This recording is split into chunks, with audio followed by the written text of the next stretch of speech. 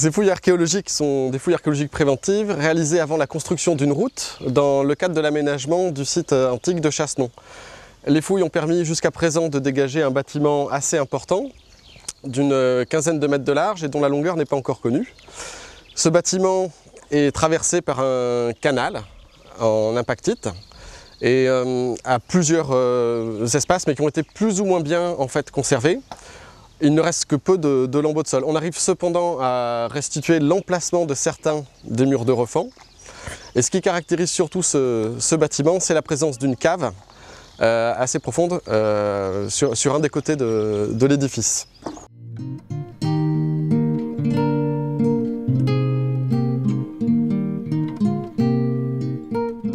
Nous nous trouvons là sur la fouille de l'Aqueduc donc 2007.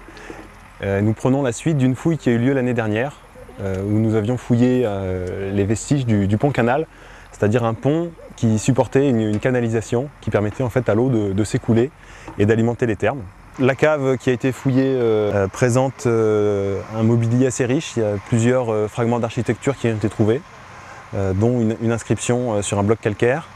Et également au fond de la cave, il y avait un bloc avec une rainure qui était certainement le support d'une échelle qui permettait de descendre au fond de la cave. Il y a énormément de petits mobiliers a été trouvé, de la céramique, des aiguilles en os, etc. Donc c'est vraiment une richesse qu'on ne connaissait pas encore à Chassenon.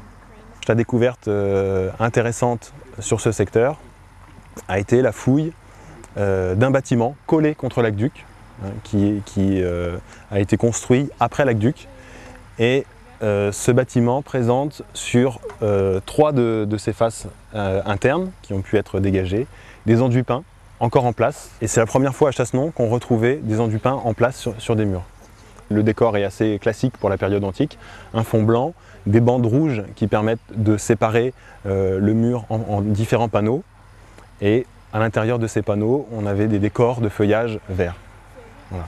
Donc ces enduits sont actuellement partis en restauration et ils vont être étudiés là, dans l'année qui vient de manière à essayer de pouvoir restituer aussi l'élévation, comment pouvait être construit ce décor. Ce bâtiment a été très arasé par la suite, donc on n'en retrouve plus qu'une toute petite partie. En revanche, on a quand même pu appréhender l'intégralité de l'emprise du bâtiment, puisqu'en faisant un décapage, tout de suite sous le niveau d'herbe, on tombe sur les traces des fonds des murs, les fondations, ce qu'on appelle les hérissons, qui ne nous donnent pas malheureusement le détail de l'agencement du bâtiment, mais en revanche ça nous donne sa taille maximum. Ce qui est intéressant également ici, c'est que ce bâtiment est accolé à l'Aqueduc. Et ça, c'est quelque chose d'extrêmement rare dans le monde antique. En général, de part et d'autre d'un aqueduc, on a une bande de sécurité entre guillemets de 5 mètres de large qui permet d'éviter que des bâtiments viennent s'accoler contre l'aqueduc et endommagent les constructions, et ça évite également les piratages.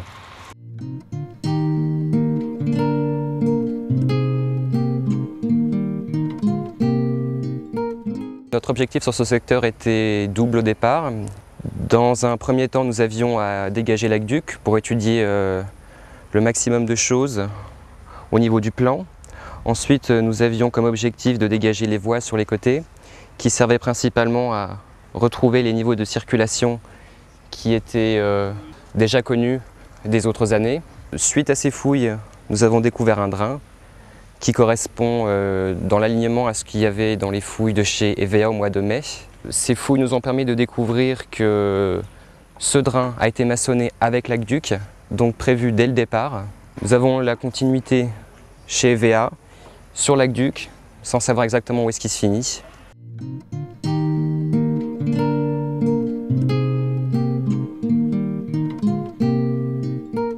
On se situe ici donc sur le chantier, le secteur le plus à l'est du chantier de l'aqueduc de Chassenon, donc durant la campagne 2007.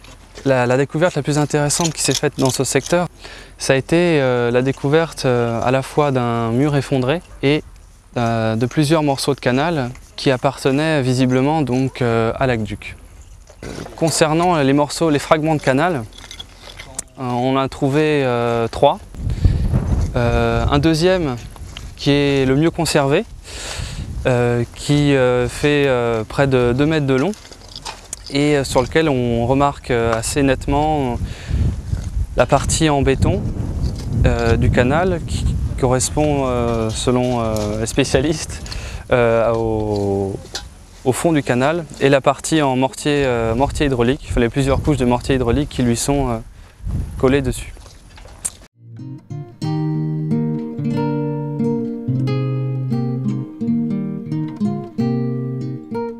On sait depuis l'ouverture du sondage donc en 2006 que l'eau arrive de l'aqueduc de l'ouest, aqueduc qui se raccorde à la tour, qui suit le parcours du mur sud de la tour, se réceptionne dans un bassin répartiteur qui était intégré dans le mur sud de la tour, et ensuite par un système de ramification de canalisation en bois. Cette eau partait donc à l'intérieur des thermes, le long de la galerie sud, mais aussi sans doute vers le nord pour alimenter les chaudières de l'édifice thermal. L'un des intérêts de la fouille de cette année, la découverte de fret, ces éléments de cerclage qui permettaient de maintenir les tuyaux en bois, les canalisations en bois. Et ces frets, on les trouve sur le parcours de ces canalisations, ce qui nous permet, nous, de savoir par où l'eau, depuis le bassin répartiteur, se dirigeait ensuite vers les thermes. Les frettes sont en métal, c'est en fer. Elles ont un diamètre intérieur de 9 cm.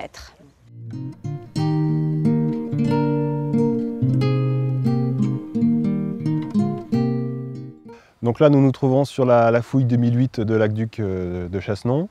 L'objectif de ce sondage est d'étudier la jonction entre différentes parties de l'aqueduc. L'aqueduc est composé à l'est d'un aqueduc enterré, donc composé d'un canal sous le niveau du sol protégé par une voûte. Un petit peu avant le vallon devant les thermes, composé d'un mur bahut, donc un mur qui supportait la canalisation au-dessus du niveau du sol. Et ensuite un pont-canal, donc un pont qui supportait aussi la canalisation au-dessus du niveau du sol. Là, ce sondage a été réalisé à la jonction de ces 3 parties. Donc on a à la fois l'aqueduc enterré, le mur bahut et le début du pont-canal. Donc là, on va pouvoir, en fouillant cette zone, étudier la manière dont les Romains ont permis à l'eau de passer entre ces différentes parties. L'une des hypothèses, ou du moins l'une des possibilités, notamment entre la jonction entre la partie enterrée et la partie aérienne, c'est qu'on aurait pu avoir un bassin de décantation. Nous avons étudié la jonction entre la partie enterrée qui s'arrête ici, hein, donc le canal est construit sous une voûte en pierre, hein, qui s'est effondrée, et le canal a été récupéré, donc on en retrouve uniquement des traces très arasées. Cet aqueduc enterré vient finir sa course au niveau d'une petite structure qui est juste là,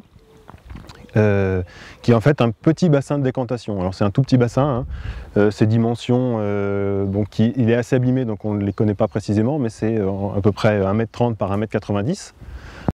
Et alors ce qui est impressionnant, c'est de voir les dalles de brèche qui forment justement le canal.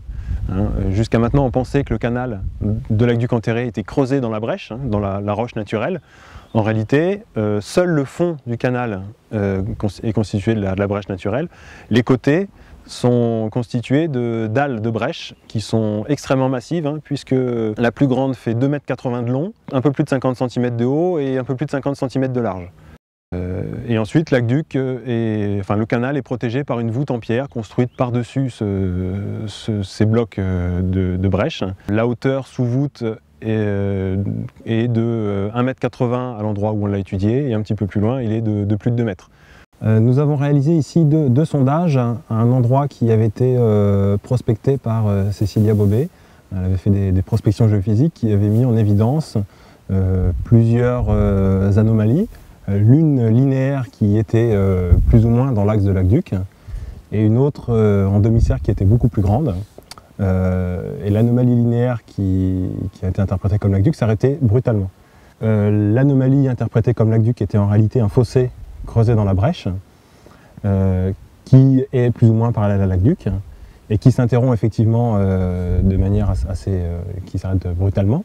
En fait, l'aqueduc lui-même était une autre anomalie qui n'avait pas été interprétée, un tout petit peu plus au sud. Et ce qui est intéressant ici, c'est qu'on a pu mettre en évidence que cet aqueduc enterré, donc un canal construit sous le niveau du sol, donc là la brèche a été entaillée, le canal est surmonté d'une voûte qui protège le canal, et cette voûte d'aqueduc vient s'appuyer sur la brèche. Donc à un moment donné, au bout de ce sondage, on a pu mettre en évidence que l'aqueduc qui est construit enterré sous une voûte est ensuite creusé en tunnel. Donc ils ont creusé un tunnel sous la brèche pour installer le canal.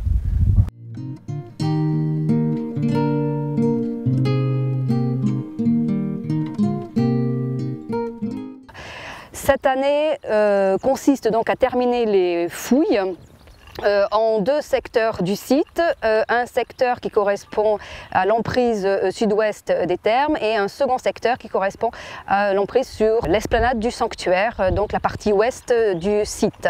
Donc l'achèvement des fouilles qui consiste à terminer de fouiller le caniveau sud qui longe donc la partie sud de la tour, en faire le relevé, en faire des observations architecturales, terminer de fouiller les niveaux intérieurs de la tour qui consistent en des niveaux de circulation et en des niveaux liés à la construction de la tour, et enfin terminer de fouiller la partie nord de la tour pour toujours pareil voir la stratigraphie du site et essayer d'affiner la chronologie donc, de cet ensemble construit. Donc là ici on se trouve à l'extrémité occidentale de l'aqueduc secondaire, aqueduc qui a été ouvert sondage qui a été ouvert en 2004, et on termine la fouille cette année. Donc les objectifs c'est de terminer des observations architecturales sur l'aqueduc secondaire, sur le caniveau qui est adjacent, et de terminer la fouille du péribole